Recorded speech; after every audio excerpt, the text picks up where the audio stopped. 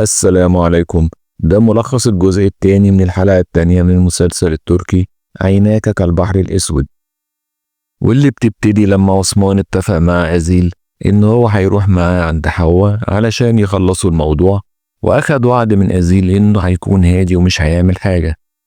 وبنروح لمحمد اللي بيكلم صاحبته فيديو كول، وبتكون سهرانة في مكان وبتقول له أخيرا اشتقت لي. قال لها انت ايه اللي مسهرك لحد دلوقتي في المكان ده؟ قالت له انت بتغير عليا ولا نفسك تجيلي؟ قال لها انا مش فاضي للكلام ده، نص ساعة وتكوني في البيت. نروح لنرمين اللي قاعدة مع آسيا، بتقول لها اتمنى تكوني ارتحتي امبارح بالليل، انا خليته مجهزولك اوضة الضيوف علشان انا عارفة انك مش هتطولي هنا. قالت لها آسيا الله أعلم مين فينا اللي هيفضل ومين فينا اللي هيمشي. قالت لها نرمين كلامك مظبوط، بس في بيوت بعد ما بتطلعي منها صعب ترجعي لها تاني. وبنروح لعثمان وأزيل اللي راحوا لحواء علشان يصفوا حسابهم معاها، واللي بتقول له مالك متغير كده يا عثمان خانو وكبران ومتعالي كتير، هو فقدان الحب يخليك تبقى كده؟ قال لها الماضي اللي بيجمعني معاكي كتير يا حواء خانو صعب يصفى بسهولة. قالت له الله أعلم يمكن يصفى. قال لها يصفى ازاي وانا محذرك قبل كده وقلتلك لا ليكي دعوة بعيلتي ولا ليكي دعوة بعيالي. فقال لها أزيل انت ايه مشكلتك معايا؟ قالت له انا اول ما شفتك قلتلك انت كتير قلبك جامد. قال لها وعلشان السبب ده انت قتلتيلي امي.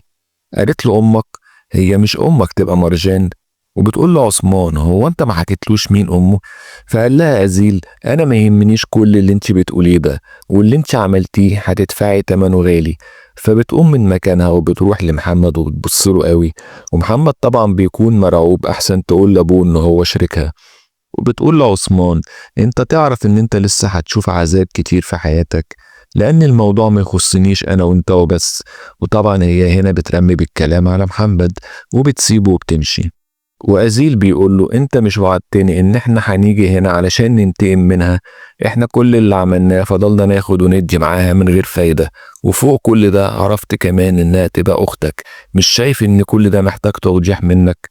قال له عثمان معاك حق، يلا بينا وانا هحكي لك على كل حاجة. وهما ماشيين اخو محمد بيقول له يعني هنروح على المزرعة دلوقتي؟ قال له لا احنا هنروح لحواء الاول، نرجع للجدة آسيا اللي كانت واقفة في المطبخ مع جونيش، وبتقول لها برافو عليكي تسلم ايدك. وبتخش عليهم نرمين وبتقول لهم ممكن اعرف ايه اللي بيحصل هنا؟ من امتى ايد غريبة بتخش المطبخ؟ قالت لها آسيا وعلشان انا مش غريبة هم سمحولي اني ادخل معاهم المطبخ. وبتقول لمونيش انت من امتى كنت بتطبخي؟ قالت لها لما بكون فاضية ومعايا وقت فراغ بحب ادخل المطبخ. قالت لها فعلا اسعد لحظة لما بنعمل اكلة حلوة لحد احنا بنحبه. قالت لها زي قصة حب كده انا وعثمان. طبعا هي هنا بتفرس اسيا، وهنا اسيا بتميل على جونيش وبتقول لها ما تصدقيش كل حاجة هي بتقولها، وبتستأذن منها جونيش وبتقول لها انا هروح مشوار وهرجع لك تاني يا جد اسيا. وبتبص نرمين في الفرن لقيتها عاملة خبز الذرة، بتقول لها انت لسه فاكرة بعد 30 سنة ان عثمان بيحب خبز الذرة؟ قالت لها انا مش بعمل لعثمان، انا بعمل لولادي الاتنين الشباب ربنا يخليهم لي. وبنروح لمحمد اللي راح لحواء، واللي كانت بتتكلم في التليفون مع واحد من اصحاب البضاعة اللي ضاعت، وبتقول لمحمد خلي بالك لو ما دفعت لهمش فلوسهم هيقتلوك. قال لها وانت شايفاني دجاجة علشان يقتلوني؟ انا ابن عثمان خانة. قالت له انت فاكر ان عثمان هيقدر يحميك منهم؟ ده لو عرف ان انت شريك معاهم هو اللي هيسلمك ليهم بايديه. بس انا عندي فكرة احلى، ايه رأيك لو ننقل لهم البضاعة اللي جاية على السفينة اللي تخصكم؟ قال لها محمد فكرة ممتازة، وبكده نبقى عوضناهم بعشرات الاضعاف. قالت له هتقدر تعمل كده من غير عثمان ما يحس؟ قال لها هقدر، وعلشان اعجز ابويا خالص انا هاخد منه كل حبايبه وخصوصا اللي بيحبهم اكتر مني. وبنرجع لأزيل ودورسون، واللي بيقول له هتعمل ايه بعد ما حواء طلعت اخت ابوك عثمان؟ فقال له أزيل انا لحد دلوقتي مش فاهم حاجة، يعني حواء تبقى بنت جدتنا آسيا يعني تبقى عمتنا؟ وهنا بتخش عليهم آسيا وبيقولوا لها انت تعرفي حواء؟ فبتقول له ايوه طبعا اعرفها، مش هتكون احسن من امها الله يلعنها اللي خطفت جوزي مني هو وابني. وبنفهم من كده ان حواء اخت عثمان من ام تانية. وبنروح لأزيل وبونش اللي كانوا في الاسطبل واقفين مع الخيل، وشوية وبيجي لهم عثمان وبيقول لهم إن الفرس وفا بيحبها جدا وهي عنده أوفى من أي حد في الدنيا. شوية وبيوصل محمد وبيسأل السايس عن أبوه، قال له جوه عند الخيل. وبيدخل محمد وبنشوف واحد جايبه معاه مخبيه في العربية، وهنعرف بعد كده مين ده. وبيروح محمد وبيقول لأزيل تعالى نقعد مع بعض شوية نشرب شاي. وبنروح لحواء اللي قاعدة مع صاحب البضاعة اللي ضاعت، وبتقول له على العرض إن هينقلوا لهم 10 أضعاف البضاعة اللي ضاعت. فبيقول لها يعني محمد ما قدرش ينقل بضاعة ب30 مليون دولار، هيقدر ينقل 10 أضعافها؟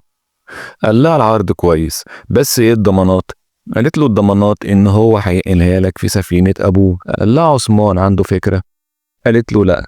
قال لها تمام انا موافق، بس الغلطة اللي فاتت لو اتكررت تاني هيكون عثمان طرف في الموضوع، وطبعا هتكوني معاه انتي وسادو.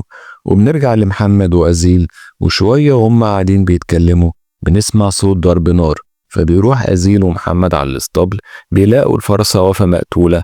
وبيجي عثمان بعد كده بيتصدم وبيحزن عليها جدا. وشوية بيجيله تليفون من حواء وبتقوله أنا مش قلتلك إنك هتشوف في حياتك عذاب كتير؟ وبيجي محمد وبيقوله إحنا مسكنا اللي عمل كده والرجالة خلصوا عليه، بس مش عارفين مين اللي بعت. عثمان قال له أنا عارف، حواء اللي بعتته. بعدها عثمان بيقدر يوصل لزاد وجوز حواء وبيكلمها فيديو كول، واللي بتقوله إيه عجبتك المفاجأة؟ تحب أعمل لك مفاجأة تانية؟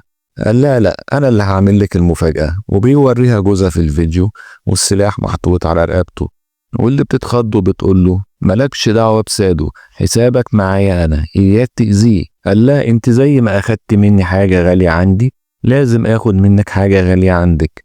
وبيقفل معاها وبيقول له سادو هي حواء عملت إيه؟ قال له عثمان قتلت وفا، قتلت أغلى حاجة عندي. رد وقال له أنا مش مصدق، مش ممكن حواء تعمل كده. فعثمان قال له اهي عملت، قول لي بقى انت ممكن تعمل ايه؟ ايه المقابل اللي ممكن يعوضني عن وفاء؟ فهنا سادو بيمسك المطوة وبيقطع عقلة من صباع ايده وبيقول له عثمان ها كده ارتحت. وبنرجع للمينا واخو محمد بيفهم واحد من رجالته وبيقول له عاوز البضاعة تتحمل على المراكب من غير ما حد ياخد باله، وبيديله فلوس. قال له خد دول وزعهم على الشباب. وبيكلم محمد وبيقول له كل شيء تمام. ومحمد بيقول له تمام بس مش عايزين أي غلطة. وبنرجع لعثمان وأزيل اللي واقفين قدام اسطبل الخيل، وعثمان بيقول له الحياة عكستني كتير، بتاخد مني كل حاجة بحبها. قال له أزيل كنت بتحب وفا كتير؟ قال له حبيتها لما كان عمرك 18 سنة، حبيتها زي ما حبيتك تمام. كنت بحكي لها على كل حاجة مضايقاني، واللي مكنتش أقدر أحكيه لحد كنت بحكيه لها، بس هي كانت عاملة زيك ما بتسمعش الكلام. وبيقول له هي الحياة كده، أنا النهاردة موجود ممكن بكرة مبقاش موجود، بس لو جرالي حاجة الفرصة الصغيرة بنت وفا أمانة عندك. وبنرجع لكناني اللي بيقول لعثمان رجالتنا عرفوا حواء بتشتغل مع مين، بتشتغل مع واحد اسمه فيدات. قال له عثمان فيدات ده من أكبر تجار المخدرات، أكيد حواء اتجننت علشان تشتغل مع واحد زي ده. قال له كناني الراجل ده عمره ما بينقل حاجته عن طريق البر، كل شغله عن طريق البحر. قال له عثمان يبقى أكيد هيرجعوا يجربوا نفس الطريقة تاني، عايزك تتحرى عن الموضوع. وأزيل قال له وأنا كمان هتصل بواحد صاحبي يشوف لنا الموضوع. وفعلا أزيل بيكلم واحد وبيقول له في ناس هتنقل مخدرات النهاردة أو بكرة بالكتير، عايزك تتابع الموضوع وتبلغني باللي هيحصل، وهبعت لك دورسون يتابع معاك الموضوع. وبيرجع دورسون لأزيل واللي بيقول له أنا هقول لك على حاجة مش هتعجبك.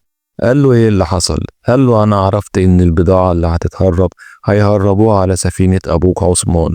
قال له أنت متأكد من كده؟ قال له أيوة. وبيروح أزيل لأبوه بيقول له أنا عرفت إن البضاعة هيحملوها على السفينة بتاعتك بكرة.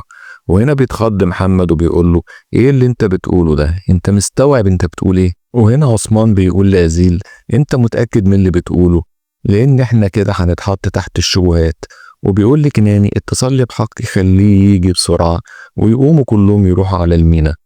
واللي بيكتشفوا إن البضاعة اللي بتتحمل على السفينة ما فيهاش مخدرات ولا حاجة، لدرجة إن محمد نفسه استغرب.